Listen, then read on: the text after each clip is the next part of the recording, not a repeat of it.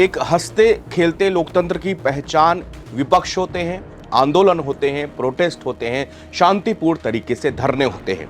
एक कहावत कही जाती है कि घर की लड़ाई झगड़े घर पे सुलझ जाए तो बहुत बढ़िया।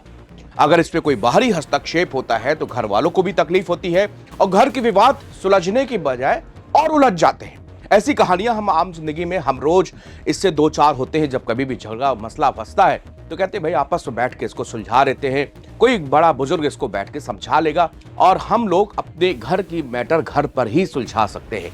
मैं इस बात को इसलिए कह रहा हूं कि सीजीपी का प्रोटेस्ट हुआ, देश भर के छात्र इकट्ठा हुए, अपनी आवाज बुलंद की, सरकार को बातचीत करने के लिए आना पड़ा। ये एक लोकतंत्र की और हिंदुस्तान की खूबसूरती दिखी। शांतिपूर्ण तरीके से छात्रों ने अपना प्रोटेस्ट भी किया। संसद मार्च के दौरान कुछ अराजक तत्व जरूर उसमें इन्वॉल्व हुए, हिंसा हुई, हिंसा के बाद पथराव, लाठीचार्ज और वो तस्वीर जो हम कभी नहीं देखना चाहते थे, बदकिस्मती से वो तस्वीरें हमको देखने को मिली।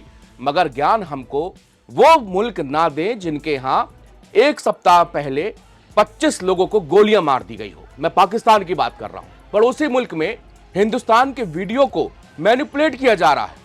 पूरी की पूरी सोशल मीडिया की टीम लगी हुई है और हिंदुस्तान के अंदर भड़काने का प्रयास किया जा रहा है ताकि ये तनाव, ये हिंसा और ज्यादा बढ़ जाए।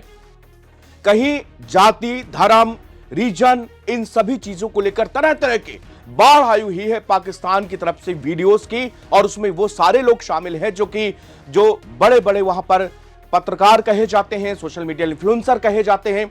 वो वीडियो बता रहे हैं और कह रहे हैं कि हाय रब्बा, ये हिंदुस्तान में क्या हो रहा है। हम लोग पाकिस्तान को तो हार्ड स्टेट कहा जाता है, लेकिन हम तो हिंदुस्तान में देख रहे हैं कि वहां पर किस तरह से पुलिस जो है छात्रों को पीट रही है। यह निंदनीय है।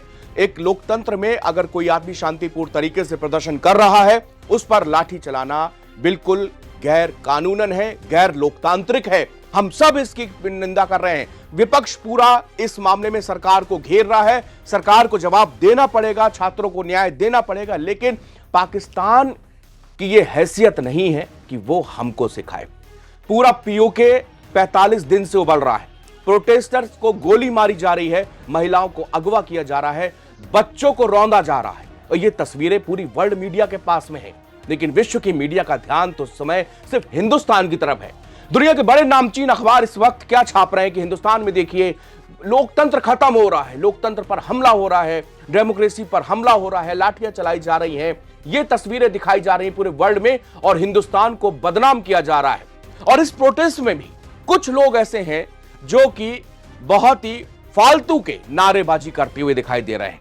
वो कहीं कह रहे हैं कि हम संसद को भवन को आग लगा देंगे, कहीं संसद भवन को उखाड़ फेंकेंगे, हम इसको नेपाल बना देंगे, हम इसको ये कर देंगे, और वो नहीं समझ रहे कि वो तो जोश में आके होश खो रहे हैं और इस तरह की बयानबाजी कर रहे हैं। लेकिन उनकी ये वीडियो क्लिप 6 या 7 या 8 सेकंड की, ये कितने लोगों का दिमाग बदल देगी, कहां कहां तक इसको इस्तेमाल किया जाएगा, ये शायद उनको नहीं पता। उन शायद ना समझ भोले भाले लोगों को ये नहीं पता कि एजेंसी किस तरह से आपका इस्तेमाल कहां पर कर लेगी। आपको पता ही नहीं चल पाएगा कि इस फलानी जगह हुए हिंसा में आपकी फोटो और आपकी वीडियो की बदौलत ये हुआ।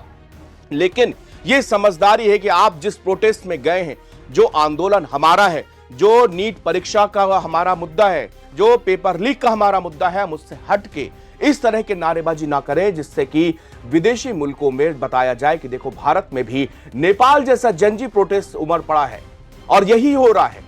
पाकिस्तान जो है पूरी तरह से प्रोपेगेंडा फैलाने पे लगा हुआ है। वो बता रहा है कि हिंदुस्तान के अंदर हालात खराब हो चुके हैं। पाकिस्तान की पूरी टीम, आईएसआई की पूरी टीम इस मामले में लगी हुई है कि किसी भी तरह इस आंदोलन को देश के कोने कोने तक भड़का पाए। इसका असर क्या होगा, इससे पाकिस्तान को फायदा क्या? लोग सवाल पूछ सकते हैं कमेंट बॉक्स में, या कि भाई चलो आप तो सरकार के फेवर पर बात कर रहे हो, लेकिन इससे पाकिस्तान का बेनिफिट क्या है? तो मैं आपको बताता हूं इससे पाकिस्तान का बेनिफिट क्या है।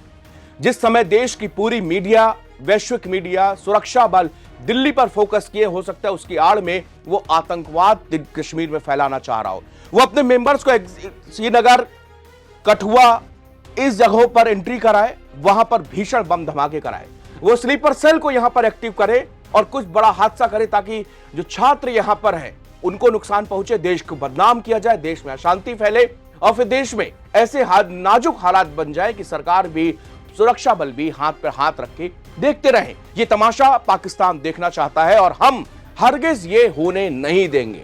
हम सभी शांतिपूर्ण तरीके से प्रदर्शन करने के लिए आजाद हैं, चाहे वो कोई भी हो। इस दुनिया में, इस हिंदुस्तान के अंदर 1947 में जब ये मुल्क आजाद हुआ, उसके बाद हमारे जब डेमोक्रेटिक राइट्स मिले, तो हमको ये अपना अधिकार है जिसका उपयोग और प्रयोग हम लोग कर रहे हैं।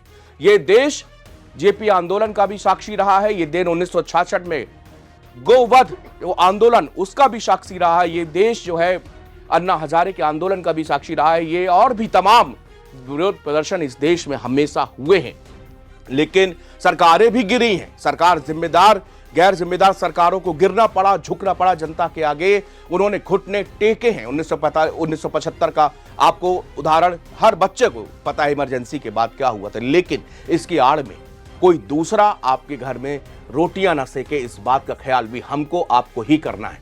आखिरकार घर में कमियां होती हैं, लेकिन हम उस घर को तबाह नहीं करते, सोचते कि इसको डेंट पेंट करके इसको सही कर लें। आखिरकार हिंदुस्तान हमारा है और हम सब इससे बेहद मोहब्बत करते हैं।